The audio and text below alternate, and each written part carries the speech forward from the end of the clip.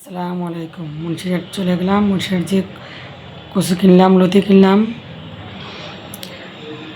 লতি কেনার শেষে চলে গেলাম গমের দোকানে। গম কিনলাম আঙ্কেলের দোকান থেকে। গম কিনে বাংলা বাজারে চলে গেলাম। বাংলা বাজার থেকে বাংলা বাজারে মাছের বাজারে গেলাম। ওই দিন অনেক মাছ উঠছিল, মাছ কেনাকাটা করলাম। প্রচুর মাছ পাওয়া যায় বাংলা বাজারে, নদীর তাজা তাজা মাছ। ওখান থেকে মাছ কিনে আমি ইলিশ মাছ ছিল, শিরন মাছ ছিল, ইরা মাছ ছিল, বালি মাছ ছিল, বেলে মাছ ছিল, কুড়ি মাছ ছিল, পাঁচপাজালি মাছ ছিল।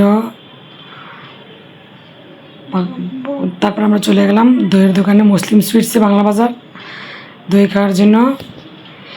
আমি আর ফিরোজ কাকা দই খেলাম, দুজনে মিষ্টি খেলাম।